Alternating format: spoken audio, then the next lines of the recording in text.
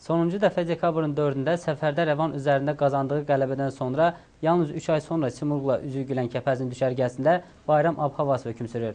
Amma komandanın aparıcı üzvü Ceyhun Sultanovun zədələnərək sıradan çıxması müəyyən mənada qələbənin dadını qaçırıb. Xatırladaq ki, Playmaker 85-ci dəqiqədə oyun epizodunda xəsarət alıb əvəzlənmişdi.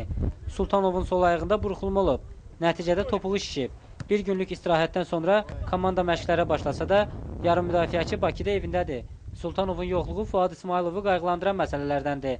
Baş məşqçi xidmətindən məhrum olduğu futbolçunun yerini təxirə salınan 19-cu tur çərçivəsində martın 7-sində Qəbələ ilə görüşdə digər futbolçular və ya taksiki gedişlərlə doldurmağı götür-qoy edir.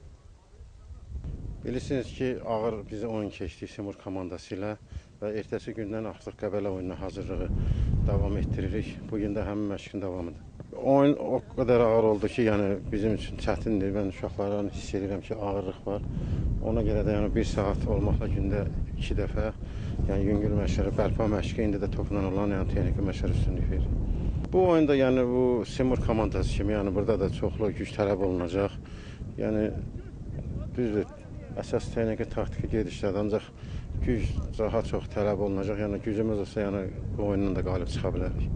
Ceyhunun yoxluğu fonunda Kəpəzin əsas heyətinin 2 üzvünün cəza müddətini başa vurması məşqçiləri sevindirir. Zaqatala təmsilçisi ilə maçda komandasına kömək edə bilməyən müdafiəçi Əli İsmayılovla yarım müdafiəçi Dmitri Parxacov Qəbələ ilə oyunda meydana çıxa biləcək. Hazırlıqlarımızı dünən başlamışıq komanda. Bir problemimiz Ceyhun Sultanovla əlaqədardır, bir travması var. Qalan deyərdim ki, əhval-ruhiyyə yüksək səviyyədədir. O əhval-ruhiyyəmiz də yüksək səviyyəsi olmağının yəni səbəbi o gün ki, bilirsiniz, Simurqu qələbə çaldıq. Yəni bizə qələbə çox vacib lazım idi bu Qəbələ ilə oyundan qabaq. İnşallah yəni ruh düşkünlüyümüz yoxdur, daha da ruhumuz yüksəkdədir. Mən elə fikirləşirəm ki, Qəbələ ilə oyun biz Simurqu udmağımıza görə bizim üçün biraz hasad olacaqdır. Simurqla ağır oyunumuz oldu. Şükür Allah qazandıq oyunu. İndi bir gün dincəlik, istirahət verirlər uşaqlara. İndi yenə məşqlərimiz davam eləyir.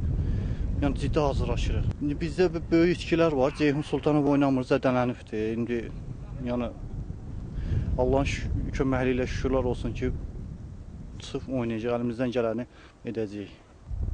Gəncə klubunda yenilik də var. Adətən bir köməkçi ilə işləməyə üstünlük verən İsmayılovun məşq prosesində Xaliq Qafarov da iştirak edir.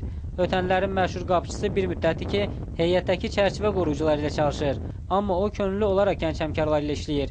Kəpəzdə 15 yaşlılardan ibarət komandada çalışan mütəxəssis boş vaxtlarında əsas komandanın qapıçılarına kömək edir. Qafarov 2005-2006-cı il mövsümündə Şahin Diniyevin rəhbərlik etdiyi məşqçilər korpusunda yer alıb.